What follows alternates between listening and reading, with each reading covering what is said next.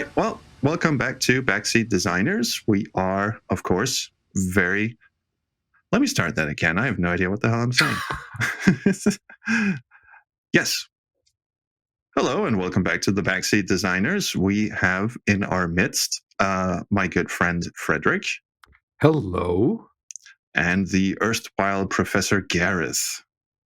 Erstwhile? I've never been a professor.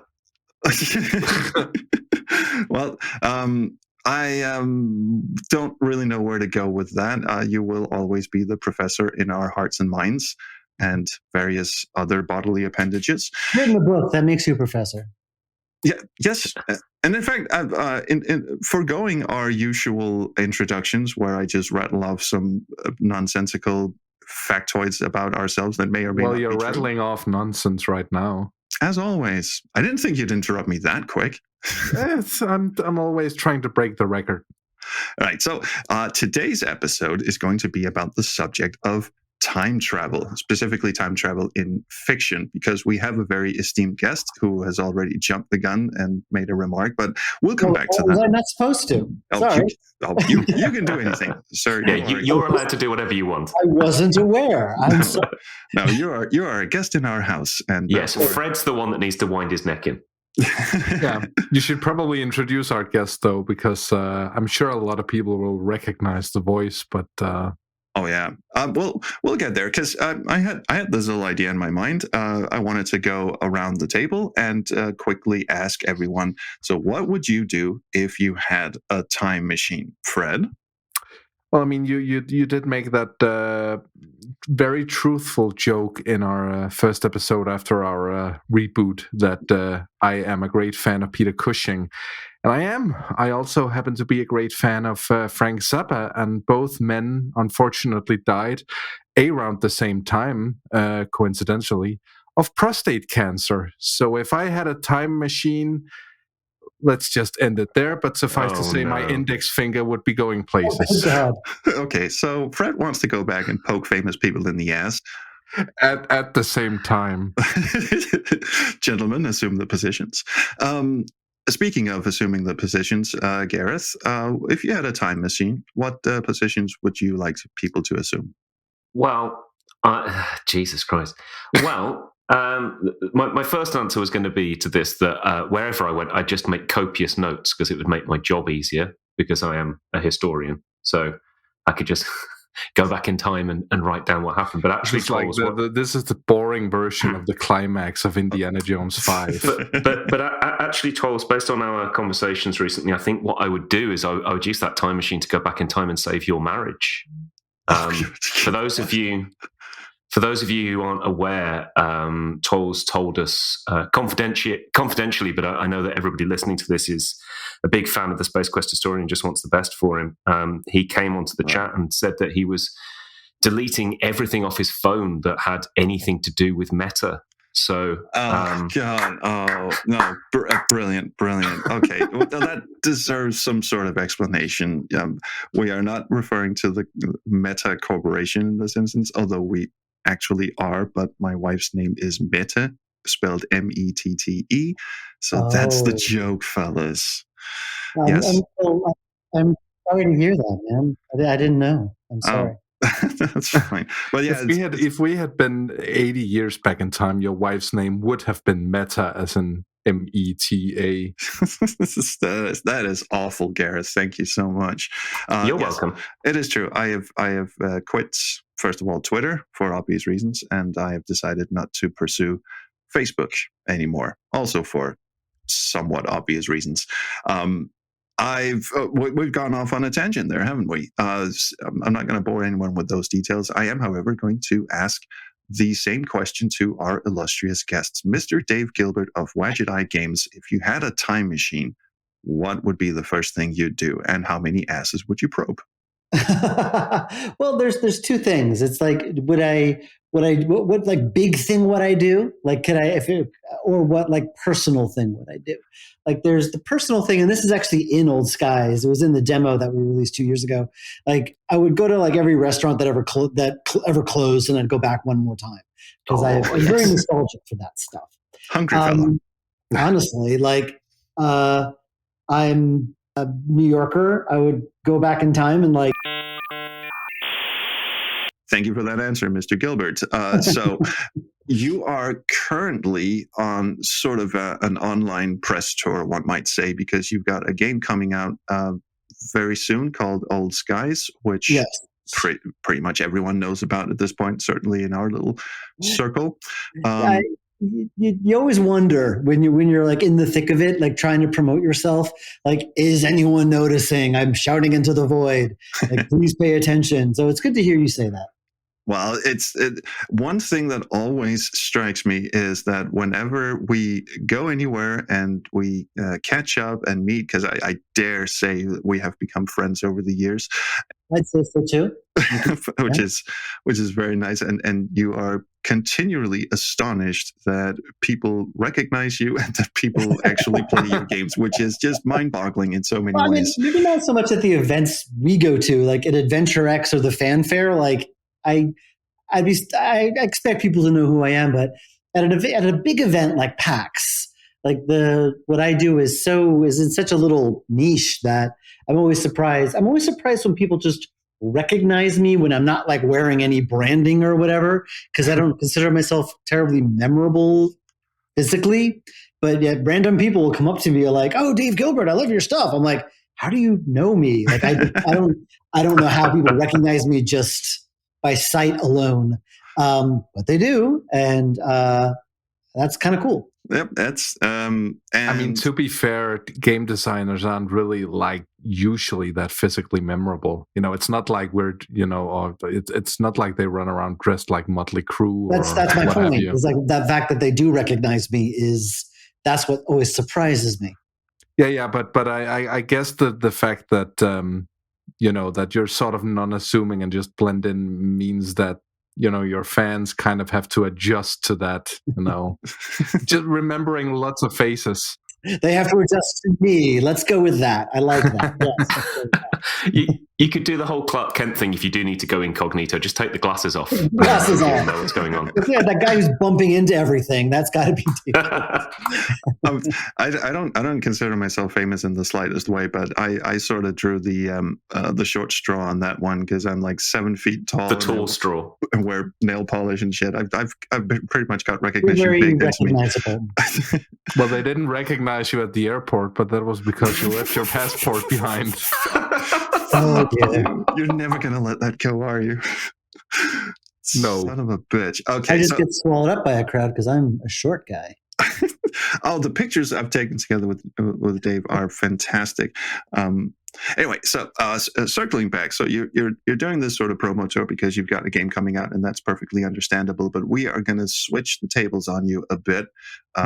First of all, because the room is crowded and we have too many tables, but also because instead of just talking about how awesome your game is, because everyone knows it's going to be awesome at this point, I thought we'd take a bit of a helicopter ride and just talk about one of the major aspects of your game, which is the mechanics of time travel and how those mechanics work and how they can be employed in fiction and the pitfalls of obviously dealing with something that has yet to be scientifically proven as even plausible, possible, and what the ramifications of that would be. Fun times, eh? I'm just going to throw out there that there is a picture of an Elon Musk look-alike having Louis Armstrong draw a trumpet on his face or on his head. That's out there. I'm going to leave it at that. Makes you think, huh? No, it doesn't. I mean, I don't know. It makes me think something. But I'm not sure. What's the opposite of thinking? I didn't say your thoughts weren't going to be conflicted. I'm just saying it's out there. Well, let's hope Elon Musk never invents a time machine. Yes. We'd be in even deeper trouble than we are now. And it's going to explode and catch fire and someone's going to die horribly. That might actually be the most fortuitous outcome. What I will say after a quick Google is that Louis Armstrong died the same year that Elon Musk was born. So I'm guessing that it's not a real picture. Just putting that out there. Perhaps we might we'll see. Interestingly, this might actually lead into one of the things I was reading, because I attempted to do research for this episode because I like time travel stories, and I think we've all seen like Back to the Future and play Day of the Tentacle and stuff like that. So time travel has always been the key. But yeah, those are the only two time travel stories in the world. H.G. Wells, get the fuck out. So, always been interested in time travel, but the actual mechanics, the actual metaphysical mechanics of time travel have always eluded me. So I attempted to do some research by looking up some recent research, academic research, into how time travel works, how to solve temporal paradoxes and all of this shit. And one of the examples that paper gave was literally, here's Alice. She has a time machine. She puts a bomb in the time machine, sends it back, and when she opens the bomb is rigged to explode when she opens the time machine in the past. So who sent the bomb? I think a more pertinent question is, what the fuck is wrong with Alice? So I wanted to ask David, so the mechanics of time travel and all the pitfalls and all that, how do you manage that in Old Skies? Going back in time and changing events, how does that play out? Well, okay. I had to like really think about this because it could break your brain if you let it. And there's a reason why, like, not just in terms of the rules and the mechanics of time travel, but also the possibilities are so endless that you need to put some guardrails up. You mentioned Back to the Future before. And there's a reason. I mean, the rules of time travel in that world are actually pretty simple. But beyond that, you'll notice that the stories, the movies. I don't know. I know there was like a TV show and even the Telltale series as well. The stakes never expand beyond physically. They never go beyond Hill Valley. Mm-hmm. And the stakes never go beyond like Marty and Doc and their immediate family. It's always very personal. Yes. Yeah. And because I don't know if that was like a mandate, if that's how they limited themselves or what, because you can go down a rabbit hole of just get overwhelmed by the possibilities and break your brain. So by establishing like some limits and guardrails, that is a good way to keep it very, very focused. So I think Back to the Future did that very, very well. It really stopped it from getting overwhelming. There's a book and now a movie called Time Traveler's Wife, which is it sort of does the same thing. The rules are very, very rigid, and so the story follows them and can't really. But the rules are so rigid that it does kind of limit what can be done. So that also limits them. Other stories, I'm thinking of like Legends of Tomorrow, which is a personal favorite. I don't know if any of you have watched that show. I'm Googling it right now. Really friggin' good. The first season is very janky, but the rest of it's just amazing. It's a comedy, first and foremost, so you can get away with a little bit more. Like you don't really care about the rules so much. Austin Powers did this, like in one of the movies was a time travel story, and they kind of made it very clear, don't think about this too hard. We're just having fun. Yeah, that's one of my favorite examples. I've mentioned it many times. And that's also a rule. And so that was sort of my rule for Old Skies. I kind of wanted to keep it a little loose. I wanted to have fun with it. I didn't want to like get too bogged down on the rules. There are rules, mainly that there any like restrictions that are placed on time travel are made by people. They're rules that people made to prevent everything from like to control the chaos. In other words, the technology is there. It's going to be used. So here we have like oversight and oversight and oversight. And so we're really constricting how it's going to be used. But you can theoretically do whatever you want. The rules are just made by people and are enforced by people. So that was my limit. So there are limitations, but there's some wiggle room if I needed it. And also like in terms of like where they can physically go, they never go like outside of New York because that was just one constriction constraint I put on myself. Well, isn't that really a constraint with all of your games? Like they all take place in New York. No, but it's like, why are they always in New York? It's like, oh, this is the New York branch. They just deal with New York stuff. That's why. But like for the most part, it's like there's you could do it, not whatever you want, but there's like I didn't want to be too focused on like paradoxes and preserving history. Like that's not what this is about. You can basically go back and do whatever you want, except like it goes through like a big approval process to get it done. And so you play this character named Fia, who is taking approved clients on approved missions into the past. And of course, something inevitably goes wrong, and then you have to put it right. So that's like the basic elevator pitch for each of the 6 or 7 missions and chapters that are in the game. Obviously there's a bit more than that, but that's like the basic, like one sentence, like here's what it's about type thing. Okay, cool. I love the bureaucratic approach to it. Like, yes, we can go back and change everything and cause this huge cascade of apocalyptic proportions, but it needs to be signed in triplicate.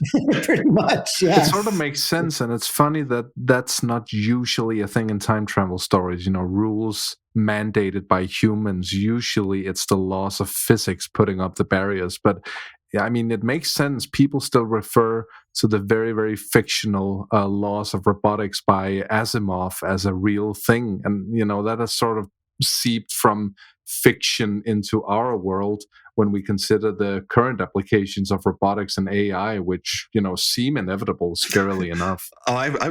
We should have like a countdown for AI discussions. They crop up in every fucking episode. Well, the interesting thing about the Asimov laws of robotics is like he kind of did the same thing.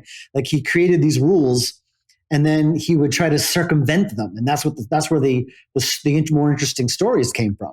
Right. Like, here's a robot who killed someone. Like these laws are immutable. They exist and they cannot be changed. So how did this robot, like what circumstances led the robot to do this? Yeah. And that he put those limits on himself, and he created some very interesting stories with those limitations. I'm sure that's why he did it. Oh, absolutely. I've read I, Robot, the short story collection there. And the interesting thing, the thing that robotics and AI engineers and all that never consider is that Asimov himself knew goddamn well that the 3 laws of robotics are fallible. They are not. They don't actually work in practice, and that's the reason why he wrote short stories. Is if you just set down 3, pretty straightforward rules, someone is going to find some way to break them. As with time travel stories. Back to the Future, again, one of my favorite time travel stories of all time. It's just fantastic, exciting. It's got everything. But you go on YouTube and you Google, well, it's the same company anyway. Sorry. The lines are blurred at best. You search, yes. You search for any video on Back to the Future, and it's just an endless parade of people poking holes in the logic. And you just go, well, that wasn't really the point of the movies, was it? The point of the movies was entertainment. And yes, they do fall apart under close scrutiny because of the whole paradox thing.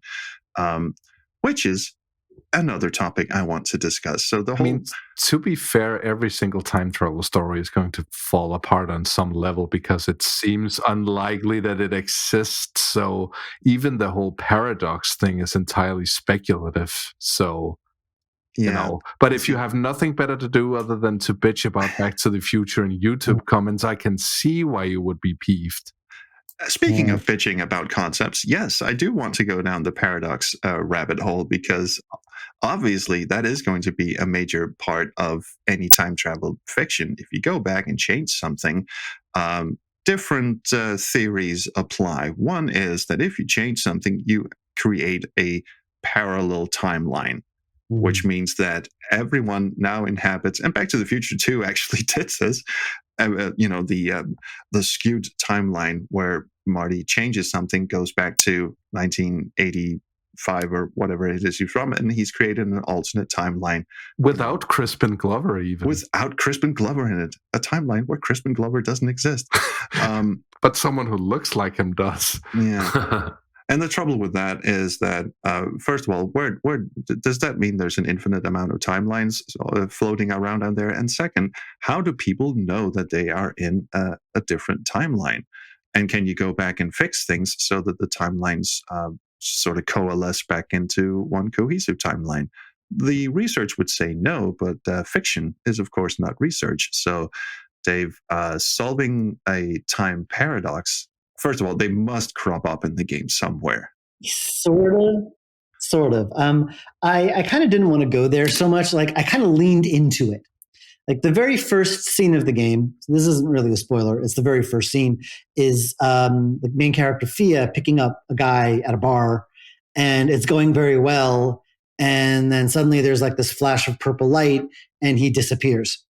And then Fia's just like, well, this is just another Tuesday. Like, the guy just no longer exists because, time changed, and this guy that she was flirting with was no longer born. And so she lives in a world, like, for her, she's aware of all these changes in time, in the timeline. And so it's just I kind of leaned into that. It's like, what does that turn you into?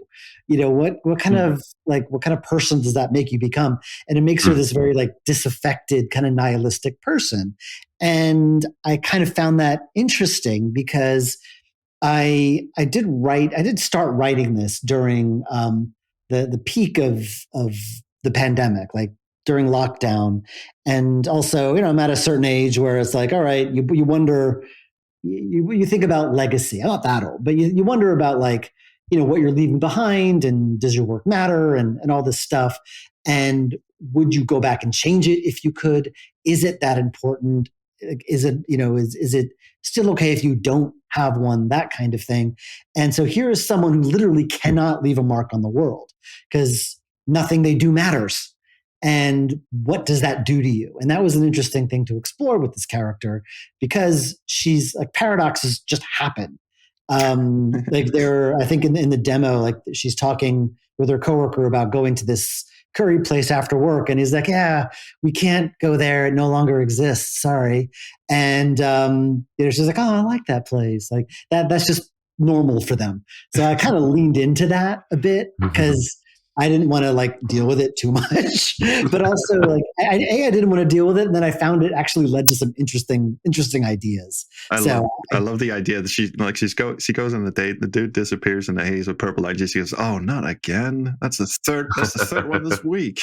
Did you ever read this Stephen King novel that's called 11/22/63? Yeah, so good. That, as far as paradoxes go, I love the way it did that. It's like 5 pages or something in the the final chapters of the book, describing how the main character's time travels completely changed the world, and everything is going to hell. And I loved it, and it's really a shame that the adaptation was very evidently low budget during that section, because the book was something else. But yeah, it wasn't great.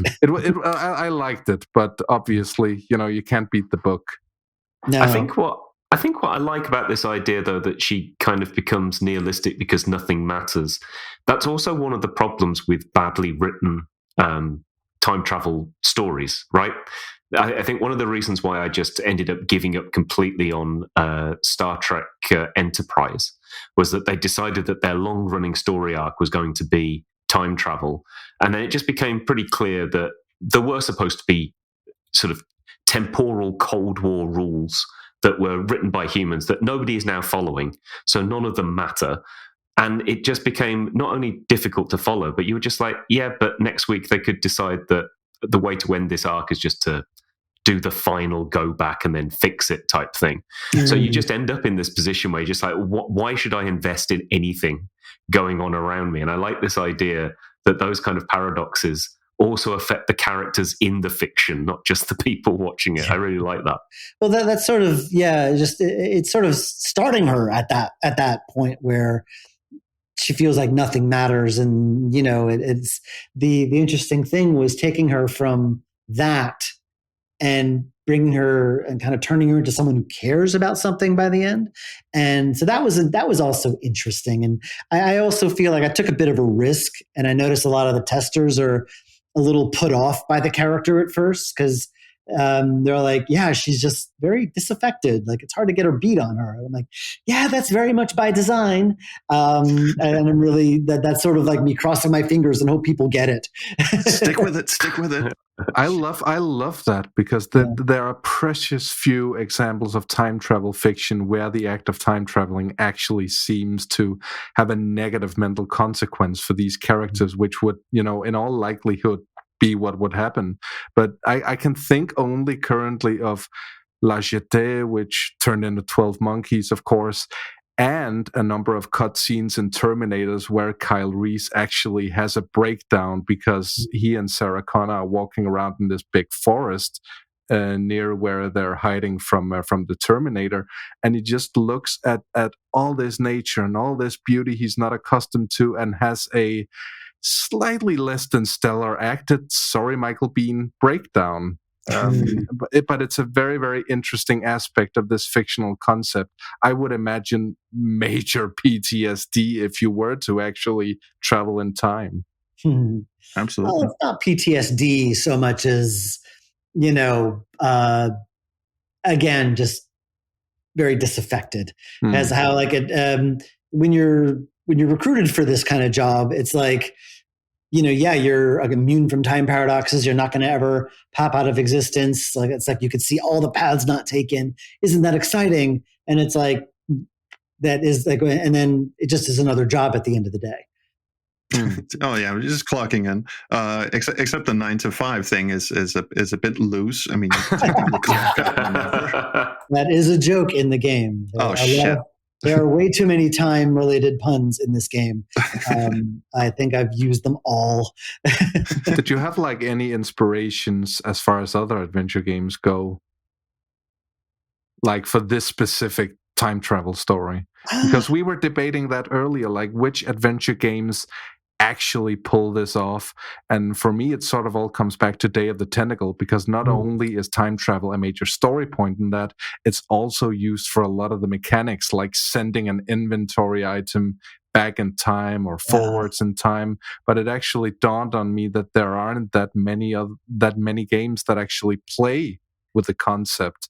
That game is so... I'm sorry, I totally interrupted you. No, that's okay. I just wanted to say the other one I thought of was Space Quest 4, and I went, that's not really using time travel.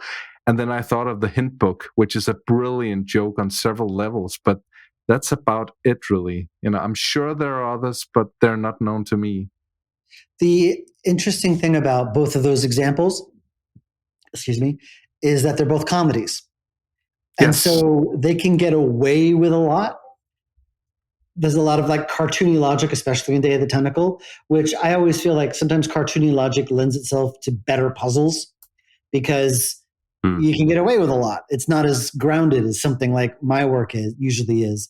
And I actually was using Day of the Tentacle as a bit of a template at first. I don't know I've given some talks on this, how for the first year I was working on the game, which of course was 2020. So I consider that year a mulligan anyway. But the biggest problem I had was that I had like maybe 3 or 4 different eras that you could travel to at any time. And all of the puzzles, it was like one big knot of Day of the Tentacle style stuff. We're doing something in one era would affect another. Like like there's someone who's in jail in one era, but he was innocent of the crime, so you got to go back in time and solve it. And then he's like a distinguished professor in the new timeline who can now help you with something, that kind of thing. It was like, but all of that, it broke my brain trying to put all this together. And so I ended up doing what I'm doing now instead, which was like make it a little bit more episodic. And, but like, Day of the Tentacle is like gold standard for that kind of stuff. But I think making it a comedy enabled them to get away with a little bit more. Yeah, it also goes back to that Austin Powers line that you mentioned, because I've also mentioned that to Trolls and Gareth and sent them the clip of it. And I think it's a brilliant way of getting away with it and saying to the audience, literally, just go along for the ride. Don't take it that seriously. I'd argue Back to the Future does the exact same thing. It just isn't communicated as a joke to the same extent. No, but it is a comedy in many aspects. Yes. And time travel, especially in Back to the Future, is more of a plot device than it is the actual focal point of the story. There's a difference between something being a comedy and something being like a pure cartoon, which is more what Day of the Tentacle is. Absolutely. And other less notable games have done the same comedy, time travel for comedic effects.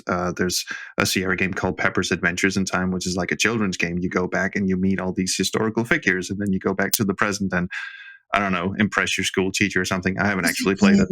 I'm trying to remember. It was basically a time loop where you get beamed up to an alien spaceship, and then they do something to you, and they think they're killing you, but they send you back in time to before they picked you up, and you got to gather a bunch of stuff to bring back with you on the next loop.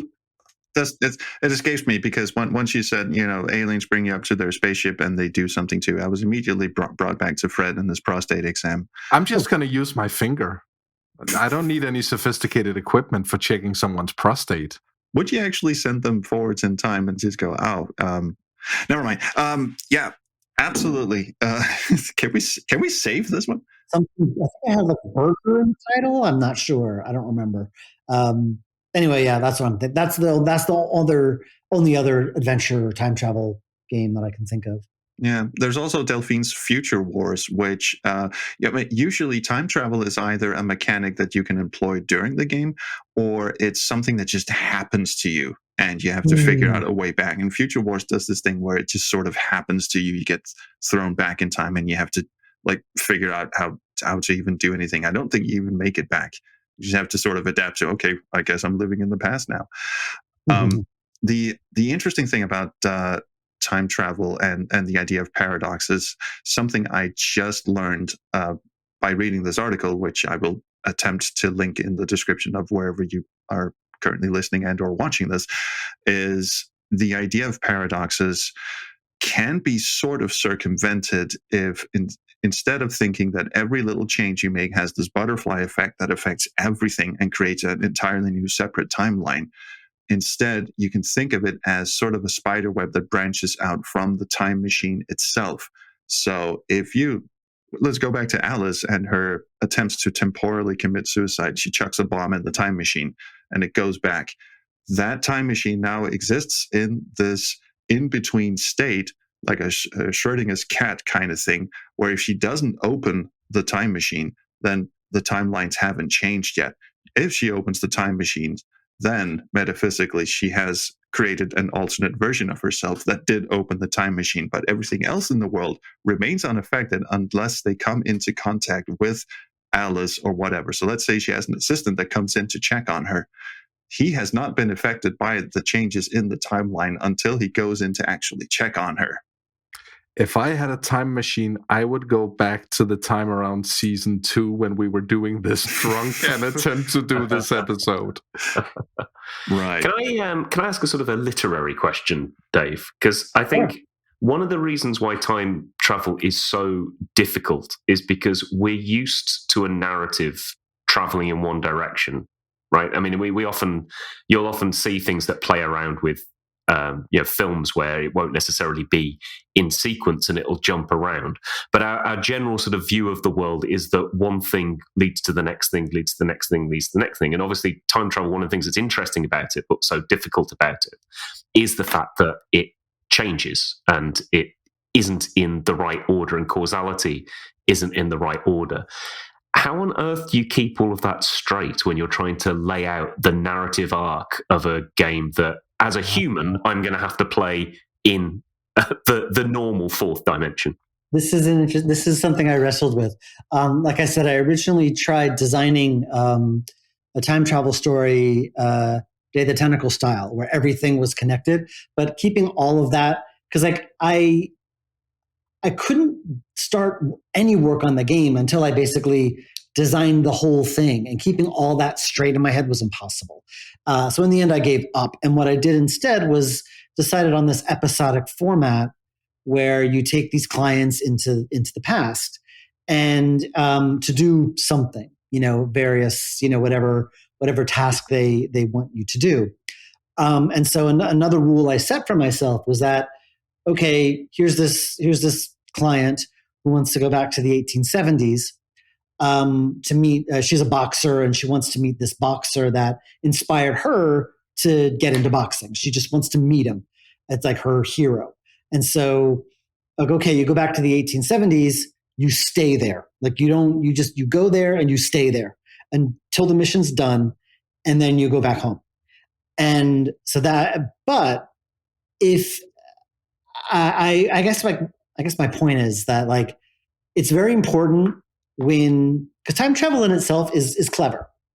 And there's this tendency to decide, I want to get clever with it. I want to be clever.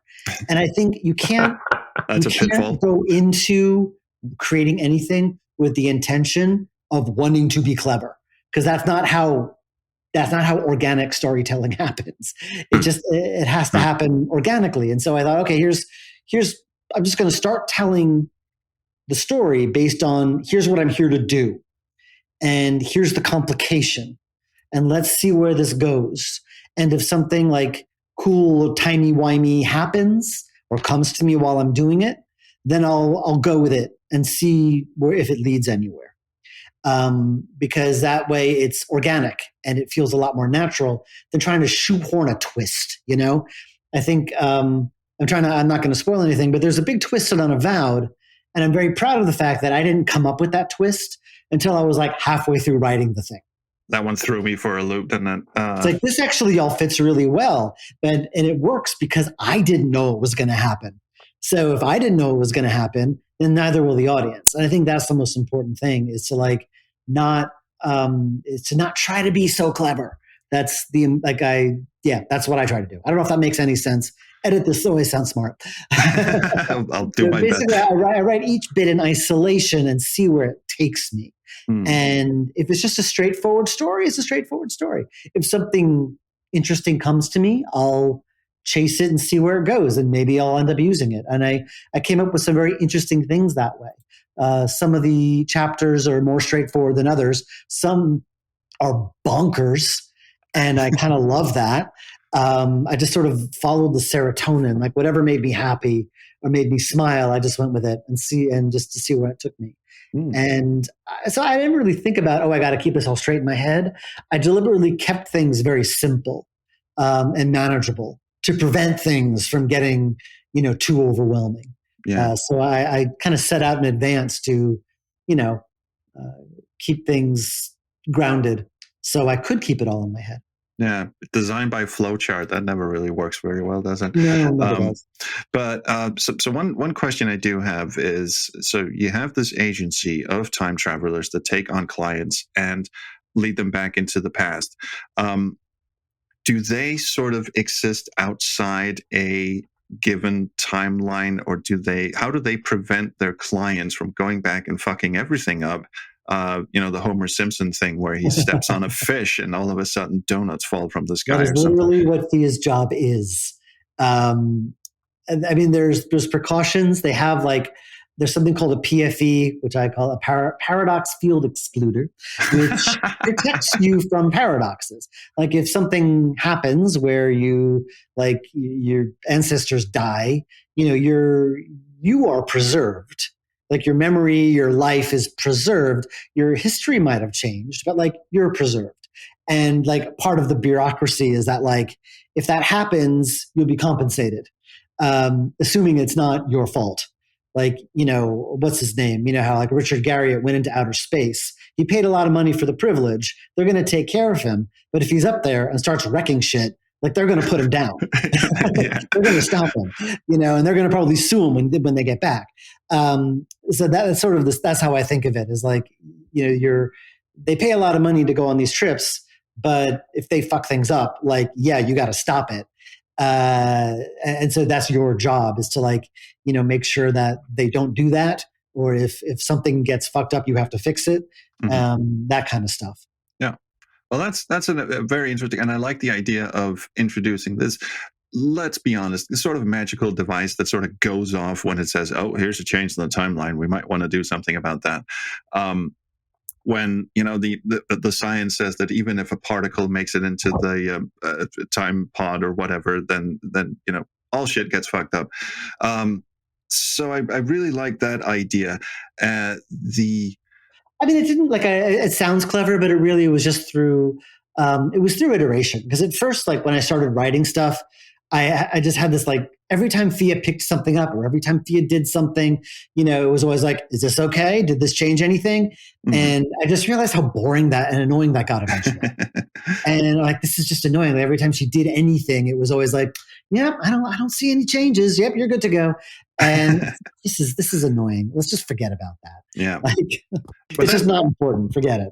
That is indeed the pitfall of a time travel story, because the more you start thinking about causality, the more shit starts to fall apart, which is, I guess, why I not to impugn the game, which I'm of course confident will be absolutely brilliant.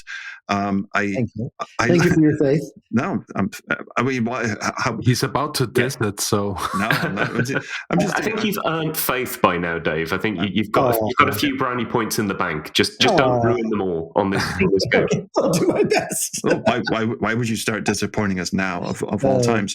But the idea of being unwittingly thrust through time, and because you said something earlier, if you buy a ticket to go back in time, one of the ways you could conceivably prevent people from fucking up the timeline was to say, it's a one-way trip, dude. You're not coming back. That's not how this works.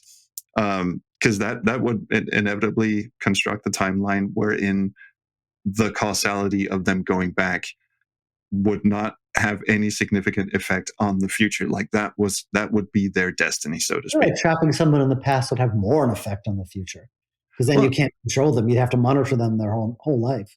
Well, they would be unable to create a paradox in the sense that they only went one way, and sure, they can start fucking things up in the past, but whatever happened up till that point, someone has to get in the time machine.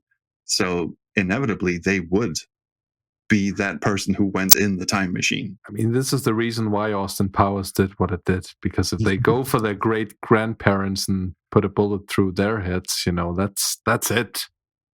That's where the paradox comes in, not necessarily in terms of future events being affected, but also in terms of possibly affecting their own past.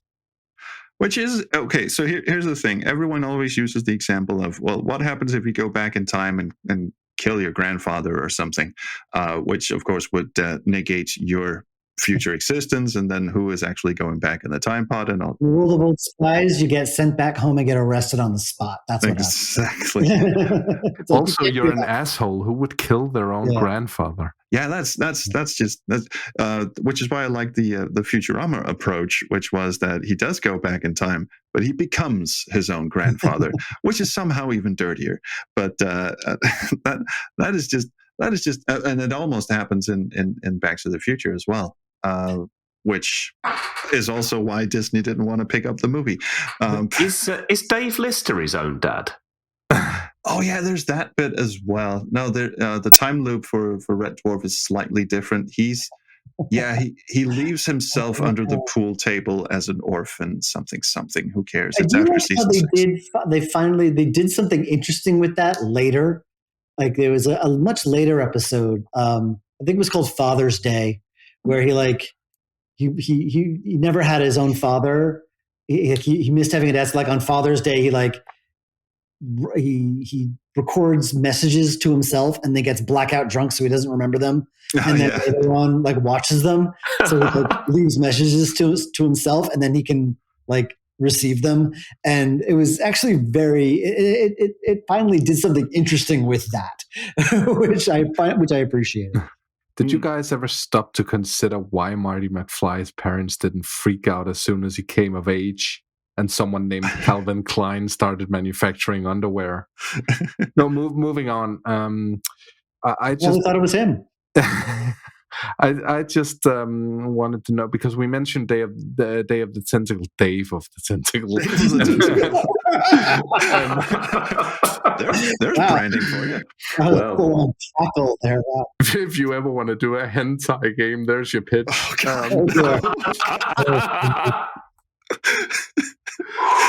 I'm keeping that in, by the way. I propose we don't edit this out. This is brilliant. This is gold. You have my blessing. Keep it in. Lovely, thank you.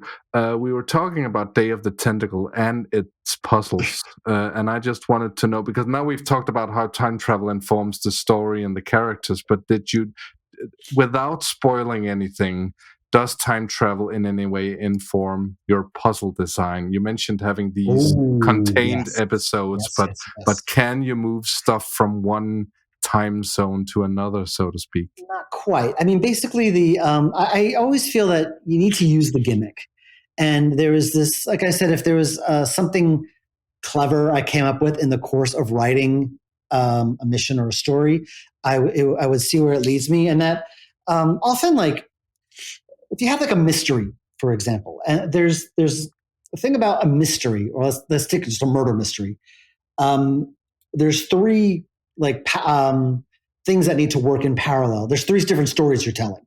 There's the story of what happened, how did the murder take place?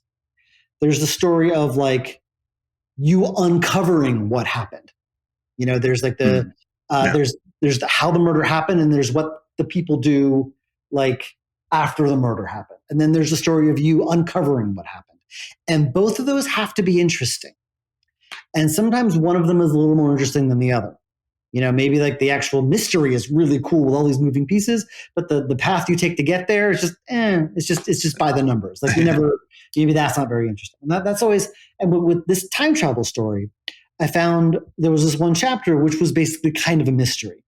And I found that all I was doing was going around and asking people, so what happened 6 months ago? And I realized that it was just a lot of expository stuff. And I realized, look, you're a freaking time traveler. Just go back 6 months and see for yourself. And that opened up a whole bunch of possibilities, so you go back and forth between, April and October. Like you're in October, you find out this thing happened. You're trying to find out what happened. So you go back, 6 months ago, and then, you get some more information, and then you can go forward in time and then ask people about it. And it becomes a little more interesting that way. Oh yeah, that's great. Kind of using the gimmick a little bit more. And also there's and also in one chapter it lets you see the before and after. There's this one chapter that takes place around the September 11th attacks, and originally it was going to just take place the day before. And I realized I was having a similar problem where you would do something, and then your colleague in the future, his name is Nazo, would like tell you, oh, you did this, that caused this to happen, and that's bad, so you should do something else. And I found that very boring because it was just characters telling you no. But I'm thinking, you have a time machine, you could go forward and see what happened. And so you go forward a couple of months to see the results of what you did. And what was interesting there is that you have the character just before the attacks and then just after. And so that was kind of interesting. I was able to kind of show the before and after of that. And like being a New Yorker at that time, like it is drastic, like the before, just everything was different. And being able to show that was actually, I don't want to say it was great. It was actually traumatic to relive all that, but it was very cathartic to be able to do that. Being able to use time travel to like explore these ideas. And one fun thing that I did, there was one section in the game, early in the game, where you're trying to get through a heist, like a robbery. And I figured like there needed to be some element of peril. And a common sin in adventure games that's considered a sin is you can't kill the player. It's not considered good. And I thought, well, maybe Fia can die, and because she's a time traveler, she can get her personal timeline can get rewound, like Prince of Persia style. Mm-hmm. And that led to some very interesting puzzles, because there's a lot of situations like where like I'll just kill Fia off. And then she'll remember everything that she did. So she'll be able to find a way to circumvent that the next time around. And I found that a lot of fun to design puzzles around. Oh yeah. You can't rewind just whenever you want. That would be too complicated to implement. But like during specific moments, like Fia can die, and then you have to figure out a way to get around that. And kind of using the knowledge of the previous loop. So I could kind of indulge in a bit of mood logic. It's like you move something and that causes something else to happen on the other side of the room. You know that in advance, so you can take advantage of that kind of thing. And as a side effect, it kind of gives Fia this very lackadaisical attitude towards dying, which never stopped being funny. Well, you can have your cake and eat it too, right? You can have your Sierra-style deaths. And I'm sorry, Gareth has had his hand up for a while now. No, it's just that whole process that you were talking about. This is one of the reasons why I always like listening to your talks, Dave, is because I always take something away from it from my own kind of perspective. And this is one of the ways that I think as well, is sort of start writing and see where it goes, and sort of using that as a thinking mechanism. Given the nature of this game, do you feel that you were doing more of that in this project than you have in any of your previous ones? Yes. I feel like with Blackwell was always dialogue first. I'd always start writing, having the characters talk, and then see where that led me. Unavowed, a little bit more. It was a little bit looser. I kind of did it was more exploration based. So I'd start with the environments and have the characters walk around and kind of see where that got me. But for a time travel story, it required a bit more careful plotting in advance. So I found myself really having to think about this a lot before I could even start making it. It wasn't something I could make up as I went along, which is usually how I do my design. Is I see where things go as I'm physically making it. But I couldn't really do that with Old Skies because time travel requires a lot more careful. Requires a lot more. I can't change things as I go because then that'll just break everything, because everything is just narrative-wise just so carefully balanced. And so I did do that a lot more for Old Skies. I did a lot more, pre-production than I normally do, which is also why it's taken so damn long. Also that and the whole Unity thing. I don't use Unity, dude. Oh, no. Never. I never have. No. Well, I've tried, but I've never it never stuck. Trying to skirt around that. I did see your initial works in Unity. It wasn't like terrible or anything. I'm actually having a good time with the. You streamed it, right? The jam game. I did a jam game and went out of bounds and thought I was supposed to, and that was interesting. That was really funny. That was fun.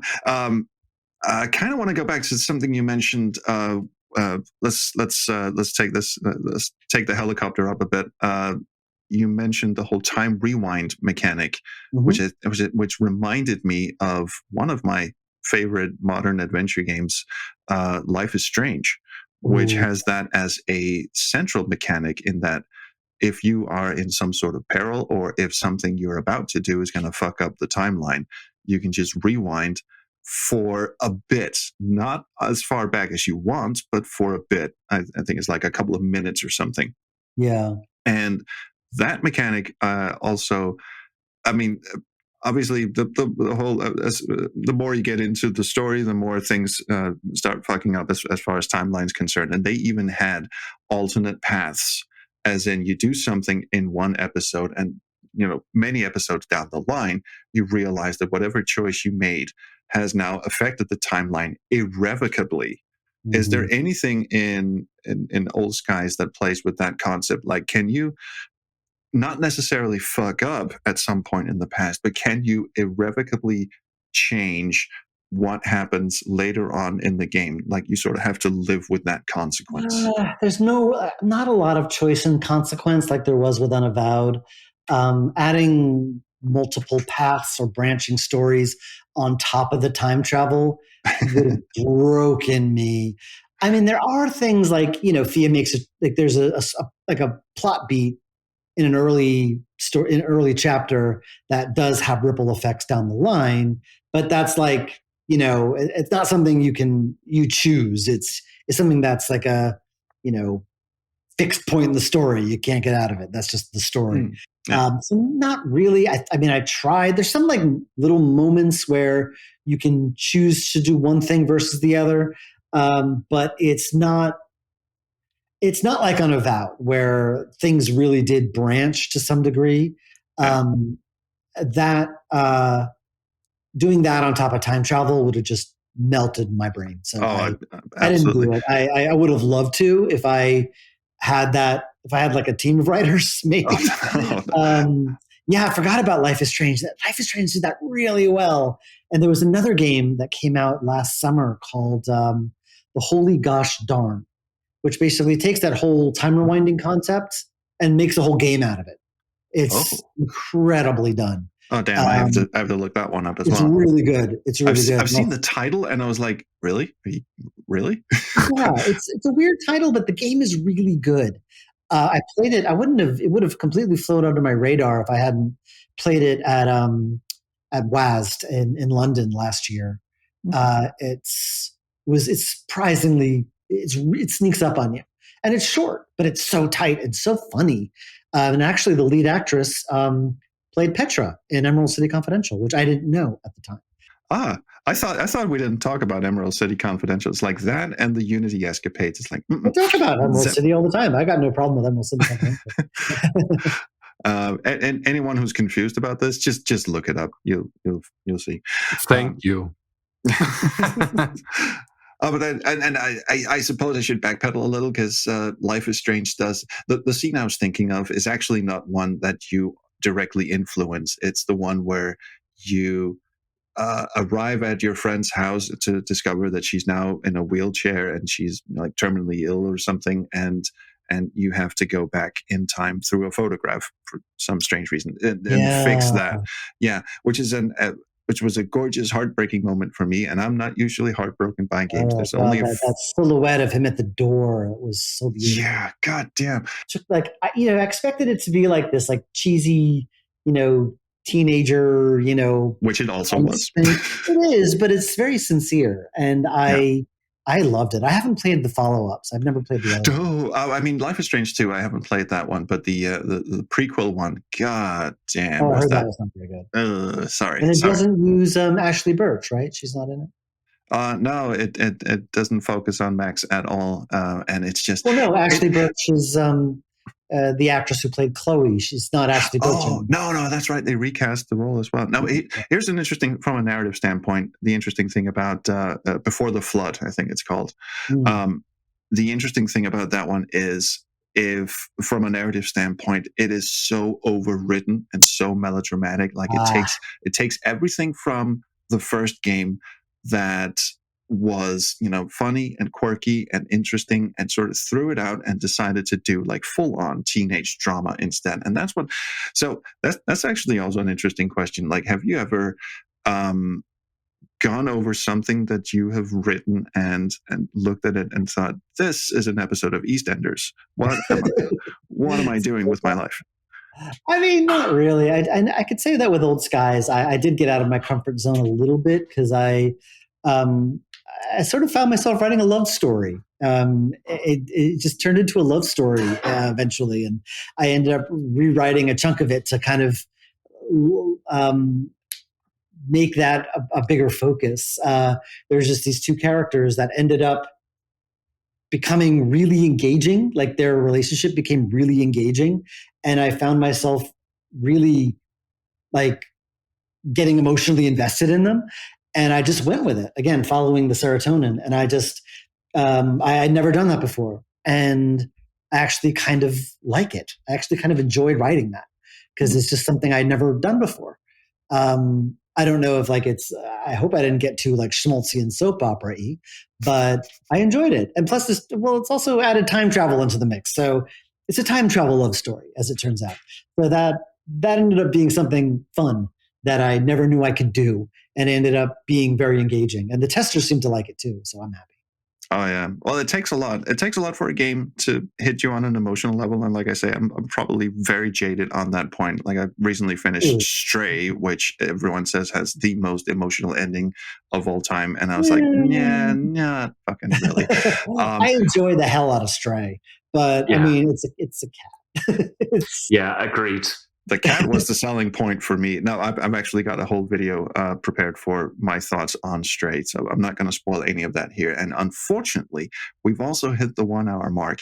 And, we've sort of promised ourselves, because we're all family members. Well, Gareth is married to the Empire, of course, but of course. Other than that, we're all family members. Don't you mean family men? Otherwise, this is the biggest, bombshell of the century. Turns out we're all related, and that's the time paradox of today. Remember this, Dave. When you go on Quest, you won't get this quality of organization. Quest. Oh, that's Dave. No, sorry, Jess Moore said Decaf Jedi. God damn it. Decaf Jedi's podcast. The Adventure Game podcast market is really saturated at this point. And Joshua from the Adventure Game Hotspot wants to kick one off. I have it on good authority from Adventure X that we did it first. One of their correspondents, I don't know, writers or whatever, Matt Aucamp, lives very close to me now. So he's actually going to be coming to my house and interviewing me here. So that's going to be cool. Oh, I met him at the fanfare. He's not as intimidating as you might think. Oh, no, I know. So he's a lovely guy. Great dude. And it turns out he used to live across the street from where I'm living now. So he comes here. It's returning home for him. So shit. That was like when I was an exchange student in Syracuse in New York back in 97 and 98. Apparently, I was living like a 20-minute drive away from Stephen Alexander. Of IQ Adventures. So if I had known him at the time, I could have been hanging out with Stephen Alexander shooting the shit. Meredith Brand ended up she'd lived 5 blocks from me in Manhattan at the same time as me, and I had no idea she existed back then. Fucking this is where the time machine comes in. Yeah. That would actually be great. Maybe we could go back in time and find a useful liver for Steve. That'd be great. Oh. It's not as funny as a prostate, but it's a kidney. Sorry. God damn it. Where's my mind right now? Okay, so a real quick and really strange postscript to that is, not to get all personal and everything, but I had my first romantic encounter when I was an exchange student, and I told Steve this, and he went, "Oh, I probably know her." That's exactly what you want to hear. Oh God, I hope not. As long as he didn't go, "You've tapped that too." Did he know her? I don't know. I didn't tell him her fucking name. Are you crazy? You didn't want to know. Absolutely not. No, absolutely not. That will remain a mystery until his last kidney gives out. Oh, dude! Jesus Christ! No. Okay, libel alert. That is gone. I have it on good authority that he enjoys gallows humor. Oh my God! I've always held back on that sort of shit. I was going, I had a joke ready, but you probably wouldn't. And he just went, "No, bring it, dude, bring it." So I'm comfortable in saying that. I think it was there was the meme about a decade ago where "Stop dying, Steve." Yeah, that was me. And, that was good. That was lovely. And so, but there was I think it was oh my God, I'm blanking on his name. Broomy. It was at Adventure X. He was talking about Steve, and he had a bunch of quotes from people talking about Steve. And he put mine up there, which just said "Stop dying, Steve." Context, it made me look like the biggest jerk. To be fair, he hasn't died yet, which is great.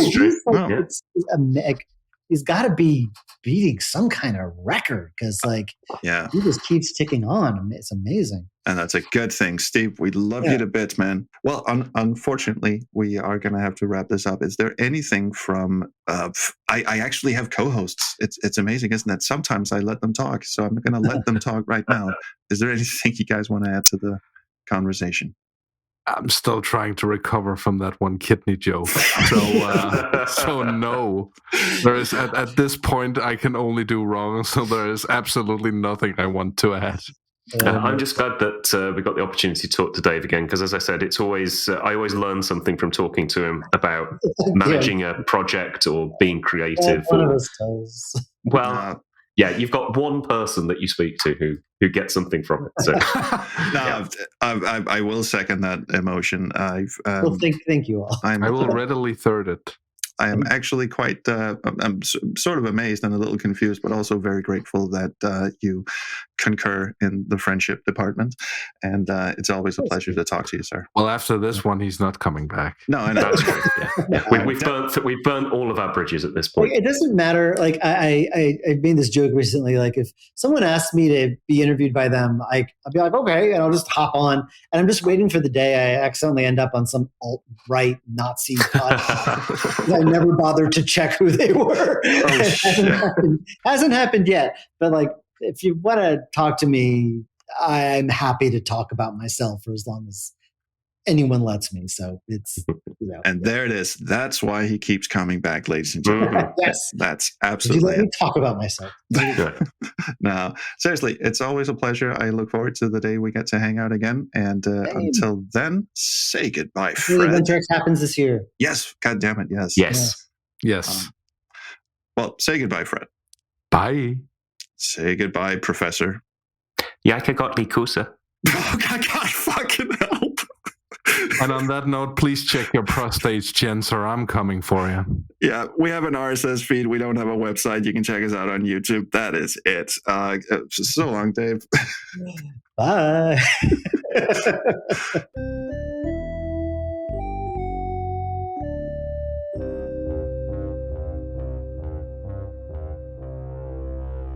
Nå, det er lækkert. Jeg har ondt i fisen. Jeg kan godt lide kusser.